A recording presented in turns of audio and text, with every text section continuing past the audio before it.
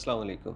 Aviation की दुनिया से एक बहुत बड़ा ब्लंडर सामने आया है, जिस पोजीशन में एक जहाज़ चंद मिनट्स भी उड़ नहीं सकता और फौरी तौर पे उसे लैंड करवाया जाता है, उस पोजीशन पे हवाई जहाज़ 5.5 घंटे उड़ता रहा। उसके अंदर बैठे हुए तकरीबन कोई 300 साढ़े 300 इंसानों की ज़िंदगी से खेला गया।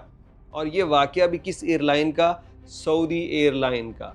कोई थर्ड वर्ल्ड कंट्री नहीं है, कोई अफ्रीका की बात नहीं हो रही, कोई ऐसी एयरलाइंस की बात नहीं हो रही जिसने आए रोज़ कोई ना कोई ब्लंडर किए होते हैं, बल्कि ये सऊदी एयरलाइन जिसके स्टैंडर्ड्स हैं, जिसके सारे तरीक़ाकार हैं, 5.5 घंटे। आखिर क्यों? पायलट की तरफ से नाअहली है या फिर तैयारे के मैन्युफैक्चरिंग सिस्टम के अंदर कोई ख़राबी है? वजह क्या है, इस पे हम बात करेंगे।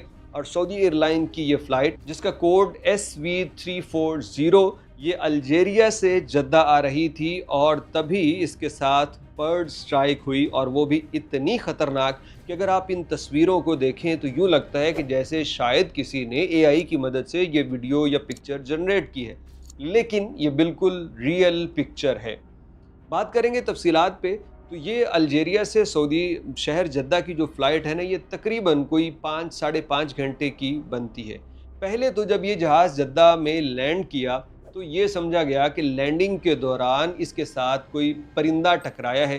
फिर जब गौर से देखा गया कि खून के इतने धब्बे, तो ये सोचा गया कि कई परिंदे होंगे जो टकराए हैं। फिर सवाल ये पैदा होता है कि एयरपोर्ट मॉनिटरिंग ने भी कोई परिंदों का गौल नहीं देखा, कोई इस तरह का वाक़या भी नहीं देखा, और जिस तरह के पार्टिकल्स पाए गए, जो परिंदों के निशानात मिले, पर वगैरह और चीज़ें, तो पता चला कि इस तरह के परिंदे भी यहाँ नहीं होते। तो आखिर वजह क्या है? कोई नामो निशान नहीं है। लैंडिंग के दौरान ये वाक़या हुआ तो कब हुआ? फिर मज़ीद तहकीक करने पे पता चला जहाज़ के अंदर जो सिस्टम्स लगे होते हैं, जिनके अंदर उनका सारा टर्बुलेंस का या किसी भी झटके का रिकॉर्ड होता है, उन सारी चीज़ों को एनालिसिस किया गया। पायलट्स की जो उसके ऊपर ऑब्जर्वेशन होती है, उसको जब जाना गया तो पता चला कि जब ये अल्जीरिया से टेक ऑफ कर रहा था, उसी वक्त परिंदों का कोई झुंड इस जहाज़ के साथ टकराया। और ये कोई मामूली नहीं होगा। जिस तरह इसने नोज़ को डैमेज किया है, जिस तरह पूरे जहाज़ के आप देखिए कि गियर के ऊपर अगली नोज़ के निचले वाले तमाम हिस्से पे खून फैला है, तो ये एक बड़ी स्ट्राइक थी।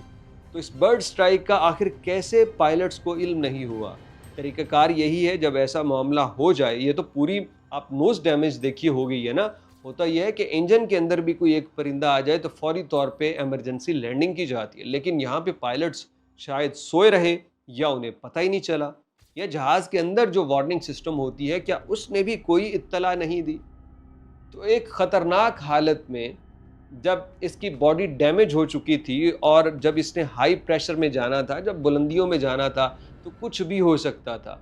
और ये जहाज़ 5.5 घंटे मुसलसल चलता रहा, तो ये एक मौजज़ा ही देखा जा रहा है कि उसके बावजूद ये जहाज़ बच कैसे गया, क्योंकि इसके लैंडिंग गियर खुले हुए थे, सारी चीज़ें ओपन थी जब परिंदे टकराए। इसीलिए हर जगह ये तो फ्यूल सिस्टम को या हाइड्रोलिक सिस्टम को भी मुतासिर कर सकते हैं।